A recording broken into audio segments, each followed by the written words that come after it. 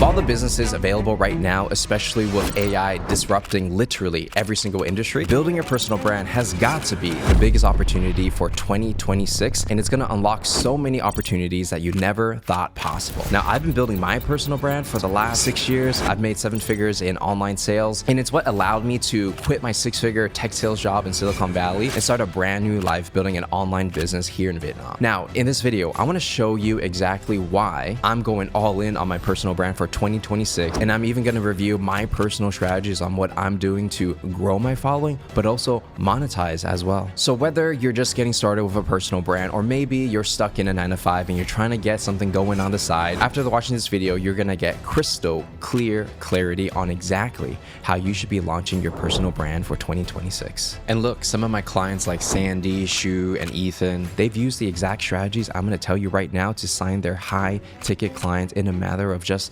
30, 60 days of working with me. And the funniest part is they did this with less than 100 followers. So grab a pen, get a paper, take some notes, and let's get into it. So the first thing we got to cover is why even invest in a personal brand to begin with. So let's talk about some of the most popular personal brands right now to show you how they're using their influence to build different businesses. So first one I have for you is Brian Johnson, right? He's the guy that says, hey, don't die, I'm going to live until I'm like 100, whatever years old. And pretty much he has this cold following of people that also don't want to die, right? They want to live forever, longevity, that's becoming really popular. And pretty much with his brand in making all these videos, he can sell anything. I mean, I just want to highlight one of his products called snake oil, which is essentially just olive oil. And his olive oil is like so much different from everybody else's, right? And I'm sure he'll make arguments for that, but it doesn't matter if he sold chocolate, vitamins, hot sauna, cold plunge. He has an audience that he can literally sell anything related to his niche. Or if you look at, let's say, someone like Alex Hormozi, right? Using his personal brand, he's selling books, training, consulting, the ability to invest in different companies and helping them grow. Like, he's selling stuff all the time. Or let's say Elon Musk, right? He's selling, Tesla, SpaceX, the Boring Company, all these different companies built on the backs of their names. And it's not just the big guys, right? We have people like Daniel Dallin, who's going to be the king of the point of view vlogs. He has a software company that's, I think, doing millions in revenue. He's selling sunglasses. He's also selling masterminds on personal branding. So you see, by just having some kind of influence and personal brand, you can sell anything as long as your audience relates to that topic. Because the truth is 80% of the wealth in the world is concentrated to the top 20% of people. And the top 20% of people probably have some kind of personal brand or network, and people know who they are. It's just natural that if you're famous in your niche, even if you have 10,000 followers, if you are a niche famous person, opportunities will just keep coming your way. So when you don't have a personal brand, what ends up happening is you're fighting for all the low-level opportunities. You're fighting for like these jobs that pay $500 a month, or maybe you're on Upwork, just grinding it out, competing with every other commodity service. You're going to be working very hard for very little pay, and you're essentially stuck trading your time for dollars because you don't have that leverage. But when you do have a personal brand, the best opportunities come to you. And a lot of times you're creating your own opportunities by creating your own products and services and selling it to your audience. And that's what I essentially have done my entire career of building a personal brand. You're also working much less for higher pay because people see you as an authority, and you're really leveraging your personal brand to sell products and services without having to sell your time by the hour. Because when you have a personal brand that people trust and you have authority in your niche, you can pretty much sell anything. And that's why I'm personally extremely bullish in 2026 for going all in ×3 on my personal brand. All right, so the next thing we're going to talk about is going to be the creator founder ecosystem. What I've personally found has changed a lot in the personal branding space compared to when I started like 6-7 years ago is that back in the day, people thought of personal brands as a funnel. And actually at the time, we didn't even call it personal branding. It was just content. So we would make YouTube videos, right? Top 5 tips on how to send a cold email. People would watch the video because SEO, they type it into YouTube, right? And then from there, we say, hey, buy my course, book a call, and then they buy or they don't buy. And then we send them a bunch of emails and that's it. Now what's happened is the appetite for how people buy things has completely changed. People don't just watch one video and then they're convinced and they buy. They watch one YouTube video, they find you on Instagram, maybe they find you on LinkedIn later, and then they go back to your YouTube, and then they sign up for your email list, they go back to your YouTube again, and then finally, after maybe consuming your content for 7 hours, they're like, hey, you know what? Let me buy something from Patrick. Let me book a call, see what this is all about. Because everyone's trying to sell something. And when everyone's selling too hard, it's just kind of lame, right? Like if every video you put out, it's like, buy my thing, buy my thing, buy my thing, people aren't going to trust you as much. But if you just come from the perspective of not selling and just providing value, you can find different ways to monetize just by getting people to consume your brand so much that eventually they're like, all right, let me just buy something from this guy. Which is why we want to think of your content more like an ecosystem versus just like a funnel that goes from like top to bottom, right?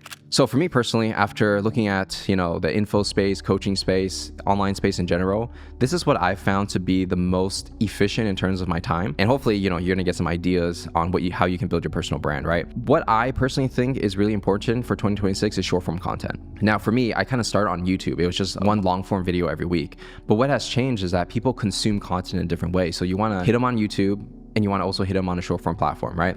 So the two that I'm personally focused on is going to be Instagram and LinkedIn, right? Why I'm choosing to try harder on Instagram, and it's something that I haven't really been pushing for the last few years, only recently. Number one, Instagram's growing. It's like 3 billion people, and it's growing so fast that eventually the whole world is going to pretty much be using Instagram if they have an internet connection, right? So you want to be where your people hang out. Another thing is I like making videos. So Instagram's really good for, the reels, the stories. It's very a visual platform versus like Twitter or X, which is still good too, but that's more copywriting and text where I want to stand out and have an advantage in video, right? Now with Instagram, the cool part is you can create organic content and you get views that come to you for free.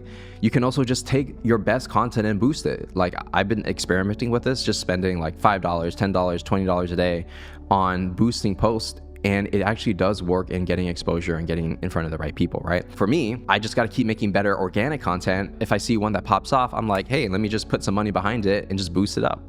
And that's just how it works, right? Like Facebook and Meta has been known for, pay to play. And as long as you have a way to monetize and you make more money than you spend, then I'm going to do it all day. Now, the other platform I'm using is LinkedIn Organic, right? So LinkedIn doesn't have much of those like paid features yet. Like they only started testing Boost and not everyone has it, I believe. So right now it's more organic for me, right? So I still post, basically 5 to 7 times a week on LinkedIn Organic, and we book calls. What's interesting about this is for LinkedIn, like sometimes I'll just post the reels that I have on Instagram. I put it on LinkedIn and it works, right? So you can actually double up on content. You just have to write the right copy in a way that is native to each platform, right? You can't just like post something on Instagram and expect it to work super well on LinkedIn. You have to understand the different nuances, even if it's the same piece of content. But either way, once we post content here, we have a strong DM setting strategy. What that means is I actually have somebody who DMs on behalf of me, right? So every day they check my followers, people that view my profile, people that engage with my content, anyone that asks for a lead magnet. You see this all the time, right? It's like comment coach and I'll send you the lead magnet or whatever. We do that too, and it works. That's why people do it. It's just really an excuse to start a conversation when someone says, hey, I want your free guide on how to build a personal brand. Then we send them the guide and we're like, hey, by the way, I was checking out your profile. And then we have a conversation, right? And eventually the DMs, they all lead to one thing, which is booking a call. The way I found to be the easiest to sell, and this is just what I personally think, is if you just create content, you DM them, they feel special because it's like, oh dang, like Patrick actually messaged me, right? And I personally do check some of the messages too, right? So it's not just someone else doing it for me. And then I actually get on the call with them and I explain the program and I sell them. Now, why I choose to do a call versus trying to sell in the DMs or trying to sell with a document or trying to sell with a webinar is because it's just so much easier for me to sell on a call for something that's higher ticket, right? I don't want to sell something that's low value. I want to sell something that's high, like premium. I want to make sure the person's the right fit. And it's just easier to sell. So if you're selling anything B2B, definitely get on a call with them. It's going to be the easiest. Even if you're selling B2C, I personally found you should start by calls. And then if you want to do something more scalable, you can, but the calls is the easiest to get results faster, right? Let's talk about how YouTube comes into play, right? So for YouTube long form, it's all organic, right? So you don't buy ads on your YouTube long form. It's just gonna like ruin your channel, okay? So that's the first. For me, YouTube is like a top of funnel and middle of funnel where we create content, people find it, like you found this video, and then you're like, oh wow, I've never heard of Patrick before, subscribe. So we get people coming in. Now, the cool part is if somebody finds me on LinkedIn or Instagram, I link my YouTube at the top here. So if they like my stuff, they follow me and they're like, hey, this guy has a YouTube channel. I've never heard of him, but let me check it out. They click on it, they watch my YouTube channel, and they're like, wow, he kind of knows what he's talking about. So my goal with all this social media stuff is I want someone to consume my content for like 7 hours, right? After 7 hours, if they like my stuff, they'll book a call. So what is the best way to rack up as many hours as possible? It's not going to be shorts. It's going to be YouTube, right? They watch one video, then another, then another, then another. And then eventually when I have a call to action in one of the videos, like, hey, book a call, they'll be like, hey, you know what? I'll book a call. So with the YouTube, it's just straight book a call. You can't DM on YouTube. So you can kind of see here, it goes bang, book a call, right? Now, also we have like lead magnets and stuff. So you'll see in some of my videos, you can like click the link in the description, you get like some kind of free guide. Those are good in that you provide some kind of like micro value. Usually it's like a 1-page, 2-page, Google Doc or something like that. Then you're on an email list, and I email my list maybe 2 to 3 times a week. And it's usually more of a personal journal kind of style. I'll say something like, oh, I'm packing my bags to Thailand and here's some random thoughts I had. And I'll kind of relate it to personal branding and things like that, right? So it's more intimate, right? It's not top of funnel. It's like once people come into my world, I want to like really show them who I am, right? And so those emails, they all have a link to, essentially book a call. So at the end of the day, everything goes to book a call, right? So your whole content web, if you push all the energy into one thing and make that thing really good, which is booking a call, you eventually will get the sale. That's kind of like what I'm doing. If you think about it from a holistic kind of view, like what do I really need to do every day? Make short form content, make one long form content per week, DM everybody that, follows us, get them on a call, sell them, right? That's literally all it is. So don't make business complicated. 80% of your time actually just should be spent on creating content and DMing people, and that's it, right? And then getting on calls, easy stuff. So I'm going to simplify these kind of personal brand businesses for you so that you kind of know what you should be spending your time on. And for me, I have to reflect on this every week to be like some days, I'll feel like I did a lot of stuff. And at the end of the day, I'll feel like, wait, did I do anything? Did I make any money today? Like, you know what I mean? So sometimes we feel like we're very productive, but if it doesn't move the needle, it's no point, right? So I came up with this thing for myself called the Superstar Flywheel. And every day I just think about what are the things I actually need to do in a personal brand kind of business, especially if you're selling, coaching, consulting, courses, and like maybe a service, right? There's only 4 things you should be paying attention to, and that's it. Everything else is a distraction, okay? Forget accounting, forget like administrative work. Like those things will get done, I've realized. You gotta focus on the most important things. And that's gonna be your offer, content, sales, and delivery. That's literally all it is to this business, right? Here's how I personally think about it. When I think about an offer, right?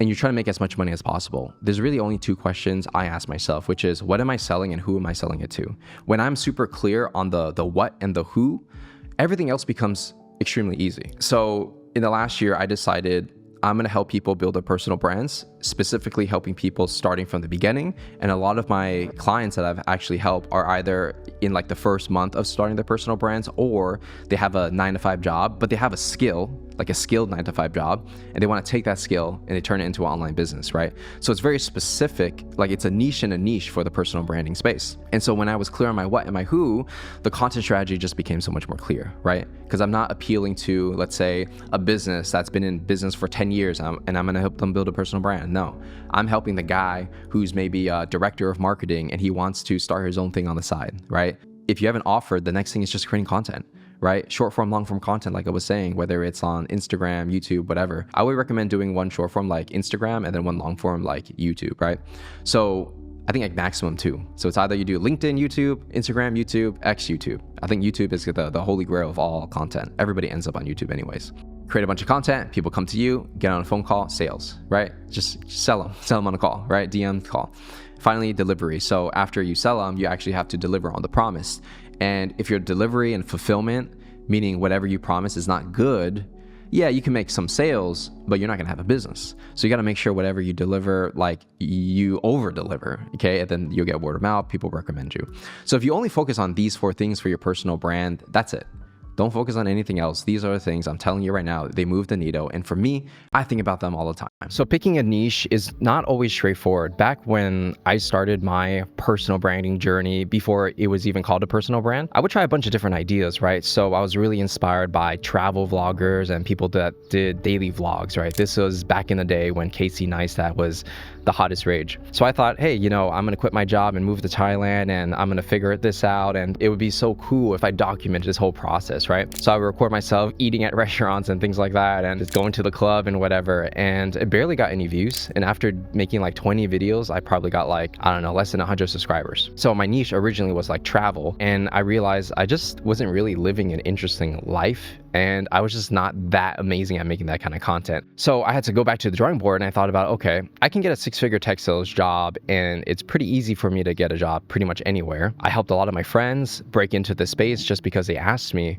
what if I actually talked about that? Because I actually knew about it, right? I've sent, I don't know how many thousands of cold emails at that time. I did a bunch of cold calling, LinkedIn, like all that stuff to generate leads. If I had to spend 2 years of my life mastering those skills so I can get paid 6 figures, wouldn't there be a lot of beginners out there who would be willing to pay me money to learn the exact same thing that I did? So I decided to go into like the whole tech sales and sales training niche. Now, what I did differently, because at the time there were people like Grant Cardone and, other kind of like sales gurus that were talking about similar things. What I did differently was I picked a niche, and so I targeted more younger people similar to my age who were trying to break into the tech sales space. And at the time, there just wasn't a lot of young people talking about sales. It was a lot of like older guys, and they were just not that relatable. Like, they haven't been doing cold calling. They haven't been in the trenches for a while.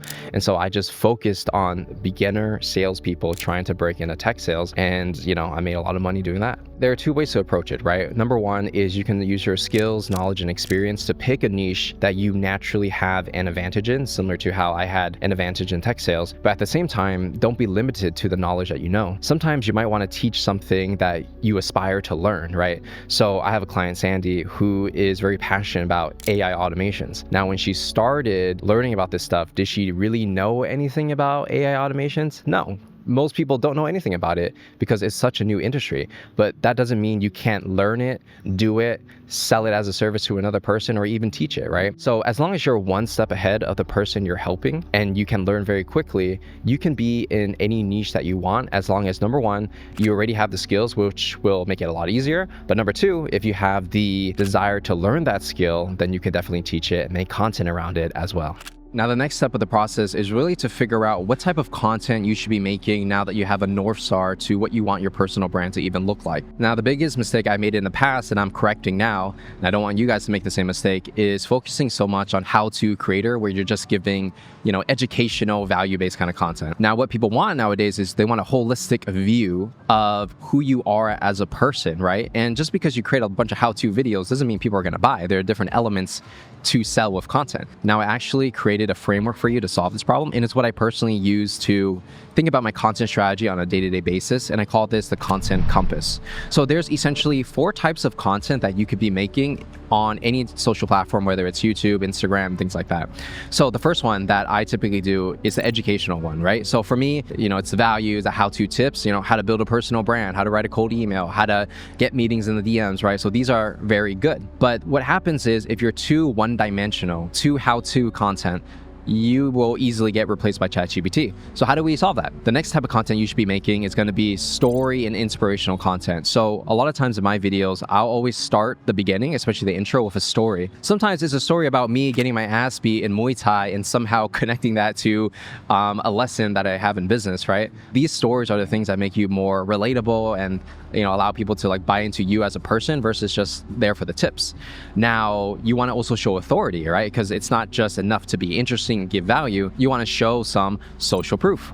So this is why on my channel, I have videos on how I helped my client go from like 0 to 10K per month, how I took this person from a 9-to-5 employee and helped them build a coaching business. And now they quit their job and they travel the world. Because whatever service that you provide, you need to show proof that you are who you say you are. Because there's a lot of fakes and scams and people that just like showing fake screenshots of their Stripe account. Like when you have an interview, a client testimonial of someone on recording, sharing, how much you changed their lives, that's going to be everything. So social proof from testimonials, case studies, anything you have that shows that you actually can provide the service that you say you can provide. Now, the last piece is going to be like the next step, or the monetization piece. Yeah, you're giving value, testimonials, all that kind of stuff, but you need some kind of content to have some kind of call to action. For me, it's getting them to sign up for a lead magnet, right? I have like free guides. It's also free trainings, book a call, follow me on Instagram, follow me on LinkedIn. There's so many different call to actions that you can have. So you might have some specific content getting someone to take some kind of action. So when it comes to the education, story, social proof, you're basically building up demand and credibility and authority. And it's like all this pent up energy. And then you want to like capture that energy by saying, hey guys, if you love that, you would love, this free lead magnet that I have for you, right? I'll do an example right now. So if you enjoyed this video so far, I actually put all the frameworks like the content compass and more that we're going to be talking about in this video inside the free Launch Your Personal Brand workbook. So if you want to get instant access to this workbook, I put a link in the description for you to get right away. So as you can see, I'm providing value, how-to content, putting a little story of things I went through, things I'm doing, and then I put a little call to action. Doesn't have to be salesy, provides a lot of value, and if you want all the shortcuts and the templates so that you don't have to like rewatch this video, it's going to be a time saver for you, right? So everybody wins. Now, when it comes to how often you should use these different type of formats when it comes to content, it depends. So sometimes you can actually combine all 4 types of content together into one, let's say a long form video. Sometimes you just want to provide value in one Instagram reel. Sometimes you just want to tell an inspirational, transformational story without much education, but it's just to get a lot of top of the funnel, get a lot of views so people know who you are. So it depends on which strategy you're going for. But I'll give you an example of, let's say a long form video, right? How you put all this together. If you look at the anatomy of a long form video, and I do this for myself for a lot of mines, I'll do a hook first to make a big promise, build some credibility of who I am, people that I helped, just to get people interested, right? Then I go into my story of like, oh, like I was in this bad spot and here's how I overcame it. Personal story to get you to relate.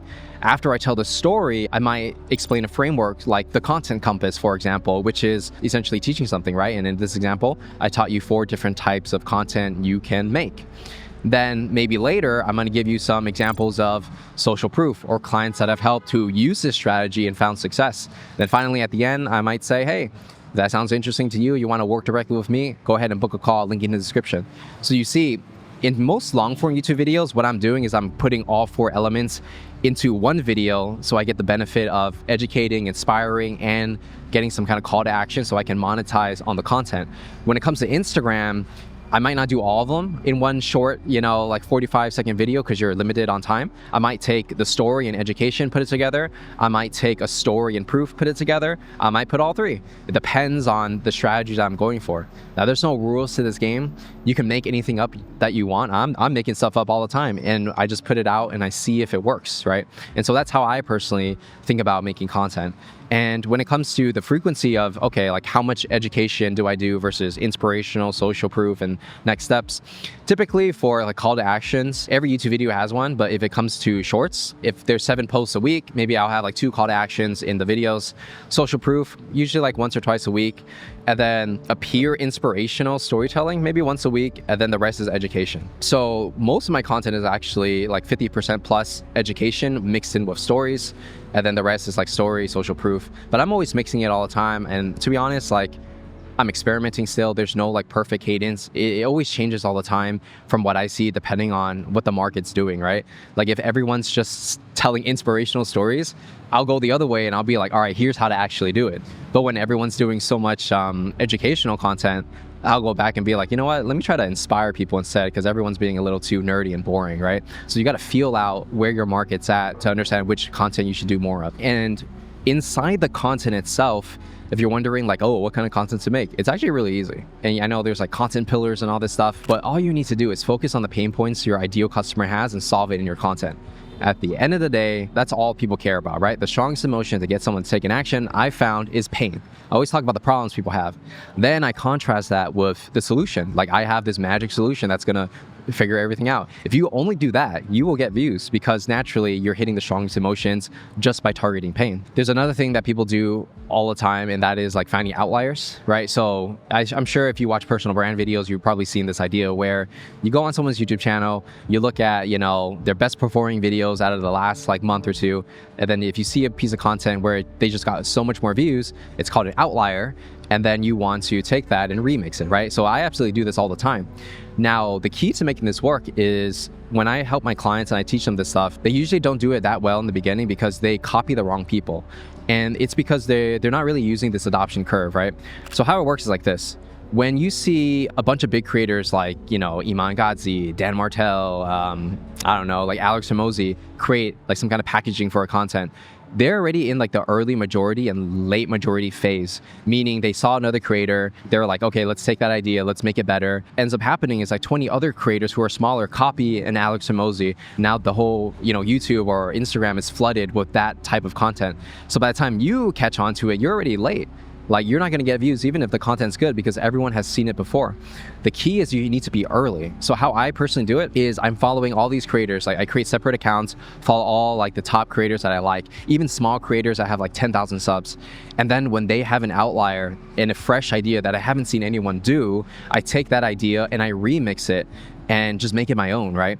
So what ends up happening is I'm only copying, I use in quotation marks, ideas that are from early adopters, people that found an idea, it worked for them, it's an outlier, not many people have done it, and then it's fresh because it just hasn't been done before, right? So those are the ideas that I look for. I don't really go into the late majority, early majority all the time, or usually never, because how am I going to compete against Alex Hormozi? I'm just not, right? There's no point competing against someone who's bigger and that has more money than you. You have to find these different paths that other people aren't looking at. So you want to curate your feed, and this is what I do. I curate my feed based on my taste, my style, the things I like. Sometimes I'll get an idea outside of, the whole guru business marketing space, and I'll look at gaming, I'll look at fashion. I'll take a thumbnail idea here and apply it to my niche, right? And that's how you want to remix different ideas. So when you're late, you have to be really good to stand out. And if you're starting out just building a personal brand and watching this video, you're probably not going to beat the people who are been doing it for years, right? But the hack around that is you're early. Okay, when you're early to an idea, then it just jumps off. Like, I can tell you at the time of this recording, what's really popular is everyone's vibe coding on Claude Code, right? Which is like ChatGPT, but for its competitor essentially. And all these gurus in the business world and crypto and everything, they're starting to vibe code and just like make all these like random apps. If I made a video right now on Claude coding, it's just gonna blow up just because there's not a lot of content on YouTube that's high quality. I'll be one of the first people to do it. It's a trend that's taking off. Early adopters are making content around this. I would just be catching that wave, right? So that's how you want to think about your content. What are the waves that you can catch so that you don't have to compete directly against everybody? Just ride the wave. Like, you're not even the best. You just happen to be there at the right place at the right time. And a lot of times, if you study successful people, you'll find that a lot of times it's luck and timing. And you can actually manufacture that by looking out for these opportunities that other people aren't paying attention to until it's too late. So one of the big things that I'm going to push for in 2026 is adding more of my sauce into my content. So what I've learned is that when I first started out with personal branding, I was very value educational driven. So top 5 tips on how to close more deals. This worked for a time, but the landscape has totally changed where anybody can get the same information on ChatGPT. So the question is, what can you do to stand out from the rest of the crowd so that people actually want to watch you, even though they can get the same information literally anywhere else? And this is where your sauce comes in, right? And there's 4 elements to this. It's going to be your story, your aesthetic, your hobbies, and your beliefs. So I'm going to go through them with you and share with you what I'm doing to push this so you can get some inspiration and do it as well, right? So the biggest thing that drives revenue for my business and personal brand is actually my story, which is why I'm going to go so much more harder in telling the story in better ways and in different ways. Most people, by the time they get on a sales call with me, they know my core story, which is I had a 6-figure tech sales job, left it all, moved to Thailand, tried to build an online business, totally failed, and I figured out how to make it all work when I was down to my last $200 with using a personal brand and selling the information that was in my head. So this is the core story that I'm constantly pushing, right?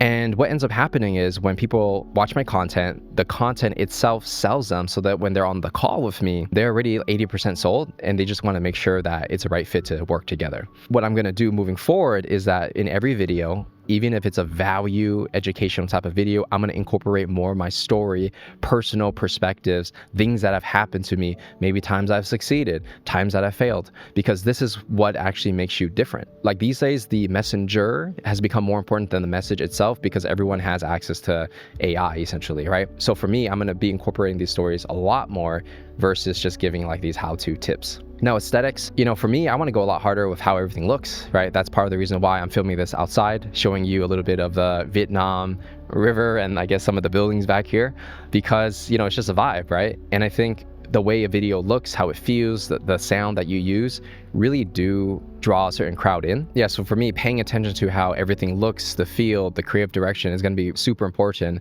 especially on Instagram, because it's a very vibe heavy kind of place compared to YouTube, at least. The next way to be a little different is add your hobbies, right? So for me, I'm going to be including a lot of like traveling in my content moving forward, showing people that I am actually living the life I say I am, which is living in Vietnam, traveling to a different country every other month, building an online business, you know, going out with my girlfriend, training in Muay Thai. I mean, that's a big focus for me, especially like learning how to fight, and training really hard, right? And just like getting fit, as you can see. Your hobbies is what makes you unique. Like a lot of times people, I find, relate to it. So if there's another fighter that watches my content or they train really hard, they can respect like, hey, like, dude, like Patrick's really doing it, right? Traveling is also a hobby as well, because a lot of people have the idea of like, oh, I want to be free and do whatever I want. So by showcasing these hobbies and interests and passions and things that you like to do, you're going to naturally attract your tribe. The audience that I'm attracting is probably, you know, people that like to travel, people that want to build an online business and live a free life, people that want to be fit. Some of them want to fight. I want to work with those people. It's a lot. I relate to them a lot more. They're more open-minded. I connect with them more. I can get them better results. So by showing, like truly showing your true self, it's going to attract other people that just naturally click with you, and you don't have to sell them so hard, right? It's just, you just connect. Now, the last piece is going to be belief. And this might be one of the most important aspects, right? So in order for someone to buy, they have to believe in you and your philosophies, right? What you believe to be true, your way of living. So if I say, I think that if you have a skill, instead of working for somebody else in a 9-to-5, you should be able to build an online business and do it for yourself. This is a belief. There are a lot of people out there that are very anti-entrepreneurial. They're very risk adverse. They're not going to take the chance. So they don't really believe in the same things I believe in. And I'm not here to convince them, right? I mean, I can help them wake up and help them walk the path, but at the end of the day, they got to walk it themselves. Having your core beliefs of like what you think is possible, what you think is right, how you think people should live their lives. And I'm not saying I'm always going to be right, but I'm definitely going to attract people that believe in the same things. So by using all these elements of what I call sauce into my content, naturally, even if people are talking about the exact same thing I'm talking about, I'm just going to attract a different kind of crowd, right? Now, if you're watching this at this part of the video, you're also part of that crowd. And that's exactly what my goal is by trying to be different, shooting different shots in a place like this, even from the clothes I wear, right? Because these are all things that I do pay attention to in order to attract the right people that I want to work with. All right, so I got a bonus lesson for you, and it's something I've been thinking about quite a lot, and that's creating content that only you can uniquely make. In the era of AI, why would somebody want to watch me or want to watch you if they can literally go on ChatGPT and ask the question and get an answer from the experts like in 10 seconds, right? Information itself is just going to be the commodity. I've realized that. And what's becoming more important is the messenger. So it's the way you deliver the message, your style, the way you dress, the likability of who you are, right? All these things are going to play a pretty big factor on whether people buy from you. So a lot of my clients, you know, maybe like 40% of them are actually Asian. It's an interesting thing where because I'm Asian, they're Asian, we both speak English, there's some kind of connection. And I'm sure that's also going to be true for all other people in different ethnicities, right? You like to buy from people that are kind of similar to you, right? So the key for me, especially moving forward in 2026, is how do I create content that is just so hard to copy or AI cannot reproduce it, right? So an example is if I did top 5 tips on how to build a personal brand without any personal stories. Yeah, dude, like ChatGPT will do a better job than me. But if I said, here's how I'm personally building my personal brand and the lessons that I went through, now it's a unique experience. Or, you know, I've done these YouTube videos where I document the process of taking someone from like zero, like 9-to-5 employee to making like 7K per month, for example, right? So it's on my YouTube channel if you want to check it out. Like an AI is not going to create this whole experience because it's a bunch of sales calls, it's a bunch of coaching calls, like, you know, it's like the ups and the downs of starting a business. And when someone's watching this and they feel like, oh, wow, that person is just like me, that's something like AI can't really reproduce, because it's like a real story that's documented, right? Or the fact that like, hey, like I'm living in Vietnam, right? So if I shoot a video outside and I show you like, hey, like I'm actually making money from an online business, like look, like I'm here, like I moved my ass from, you know, San Francisco all the way to Vietnam and I'm doing this, building this life, right? Like these are the experience and things that I'm personally going to showcase more that AI cannot do. And also like you think about the values and like for example, I'm into fitness, right? And like I train really hard in Muay Thai, and like I'm trying to be like a killer, you know what I mean? I'm still learning, but I'm trying to become the best I can be. When you have that drive and that edge and that like discipline to go through the pain of trying to become a good fighter, and you're building a personal brand, what's going to happen, I've found in my case, is people that also relate to fighting, into fitness, like especially guys that are trying to become the best version of themselves, they're going to relate to me a lot more than ChatGPT, because it's kind of soulless, right? And even if ChatGPT has all the answers, sometimes you want to hear it from a guy you aspire to be like in a way. So every piece of content I'm making these days, I want to think, if you gave someone 30 days to copy me, could they do it? And could someone get the same answer in the same way using ChatGPT? I need to check both these boxes, like it's a big no, for me to be like, all right, that's a pretty sick idea, let's do it. All right, so we got a lot of the content strategy out of the way. Let's talk about actually monetizing, right? Because it's not enough just to build a following, like you got to make money. And I've talked to a lot of people who have, 10K followers, 15K followers, doing trends and copying what other people are doing, right? But the hilarious part is like, they just don't make any money. Like I've talked to a guy, dude, he had like 2 million TikTok followers and like, I don't know, like 700K Instagram followers. And I was like, okay, that's sick, dude. How much money are you making? He's like, bro, like 3K a month, just a random, sponsorship here and there. And I'm like, bro, that's ridiculous. So let's talk about how to monetize, because you'd be surprised that some of my clients that I work with, like they can make like 3K a month, 5K a month, 7K a month off of like less than 1,000 subscribers on YouTube. Okay, so let's get into this. I've learned that most creators are actually just afraid to ask for money, right? They have a big following, but they just feel sleazy or slimy, or they're gonna say like, oh, like if I ask for money or if I sell a course, they're gonna think I'm a scam, right? And I get it. But secretly, behind the scenes, I've talked to a lot of these creators. They want to ask for more money, right? Everybody wants to make more money. I want to make more money. You want to make more money. That's why you're watching this video, okay? Let me show you how to sell without being salesy. And the way I personally do it is it's all in the DMs. So you don't have to sell in public and say, hey, everybody, buy my thing. Just talk to each person one-on-one in the DMs, get them on a call, sell them on a call, right? If you ruin the call, you suck at it, no one's going to see it. I'm going to give you some sauce. This is my personal DM flow that I send to my team to train them when anyone starts as a new setter for me. So these are people like DMing on my behalf on my Instagram account and my LinkedIn account, right? So it's a system that just works. We've booked, I don't know how many hundreds of meetings doing this strategy. And I've also taught this to my other clients in different niches. Works exactly the same, right? Because the fundamental of sales, of why people buy, are always going to be the same. So step number one for us is I use this thing called DIQ. And it's data insight question. The first message that I send to people, it's not like an automated message of like, oh, thanks for the follow. They know that it's an automated message. Some people are going to respond. Some people are going to be like, oh, is this a bot? So what you do instead is you get someone to manually send the first message that feels customized towards that prospect, right? So what we do is we go on their profile and we just look at who they are, right? So if we saw like, hey, they work at this company, or they've been trying to build a business, or they have a YouTube channel, we'll make a comment on that. It's like, hey man, I just checked out your YouTube channel. It's pretty cool that you just bought the A7S3 or whatever, right? Like you would think it's so specific, like, oh, that takes too much work. But I found it takes about 20 seconds. So if you send a copy paste message, it'll take you like 5 seconds. You spend that extra 15 seconds to mention one thing, just one thing about their profile to make them feel like, wow, this guy really like checked me out. It makes all the difference, and it will just change the tone of the entire conversation. So once we get them to respond, they'll be like, oh, thanks, man. Like, yeah, I just bought this new camera and, I'm really trying to get into content creation. We basically ask them, what is their dream outcome? What is their goal? So we start with the goal first because everyone's doing something for a reason. And for us, we know that people want to build a personal brand. They want to make money. They want to start a side business, right? They want to get it going, but they're just stuck. So we ask them, hey, like, what's the goal with the personal brand? And they'll typically say like, oh, like, just building something on the side while I have a 9-to-5 job, or I want to make this into my full-time thing, whatever, right?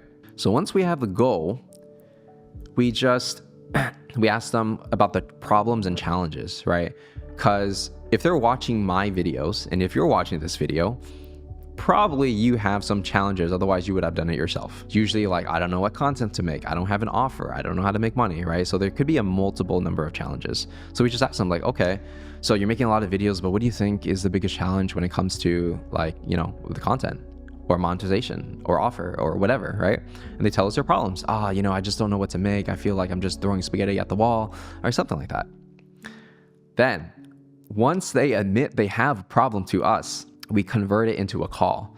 This is where most people mess it up, right? They're acting too salesy. The most natural way to do it is when they admit they have a problem, like, oh, I'm kind of lost. I've been making all this content, but nothing seems to be working and I'm not sure what to do. Naturally, I can say, okay, I hear what you're saying, man. I think a lot of people starting out are in the same shoes. But if you're open to it, how about we jump on a call and maybe I can brainstorm some ideas with you and see if I can help you out. Something as simple as that. And of course, like if they watch your content, right? So for us, we know if they watch my content and it's Patrick Dang DMing them, they admitted they have a problem. They know what their dream goal is. And I am willing to spend my time to get on a call with them to brainstorm what they can do next or what they could do better. And they kind of know like I'm going to sell something, but it just fits. Like I understand their entire situation. I know how to solve their problem. I've done it before myself. I want to show you how to do it too, right? And it's just like, oh, dude, like Patrick's going to talk to me? Like, yeah, dude, I'll get on the call for sure. Then we get on the call. And then if it's a good fit, we have a sales process to, take them through the entire journey. Then we just close the deal. For that sales process, I'll save that video for another day. Let me know in the comments if you want my entire sales script on how to sell once you get them on a call. But this video would be way too long if I included that, right? If they don't actually book a call, you just follow up. Just like, hey man, you still interested in building that personal brand? Or you just say, John, ?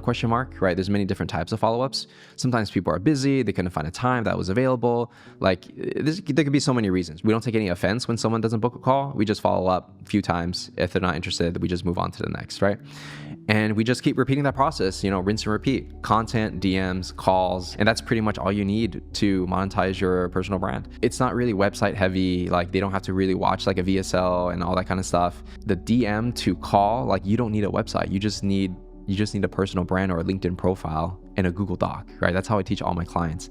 And once you get the first few clients and have some case studies, yeah, it makes sense to do a website for sure. But in the beginning, I think just focus on the things that actually move the needle, which is content and sales. All right, so I literally just gave you the entire playbook step by step to start and build your personal brand, from creating that offer, the content strategy, how to stand out from the rest of your competition, and how to even turn those followers into meetings so that you can close them as high ticket clients. Now, even if I gave you the entire game plan, once you start executing on it, you're gonna run into a lot of challenges. For example, how do you know if your offer is actually any good and people will pay money for it?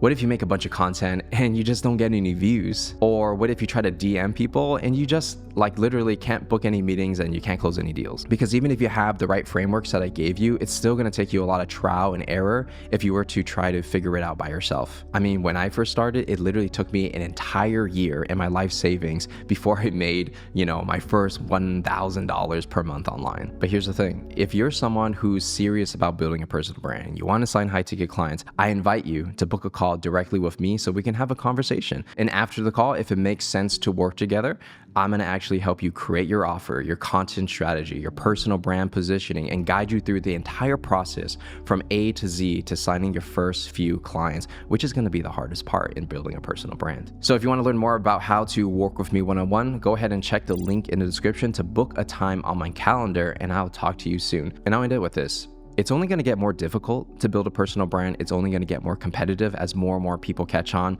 So right now, I'm telling you, you are early. You can be one of the top creators in your niche if you actually put in the work today.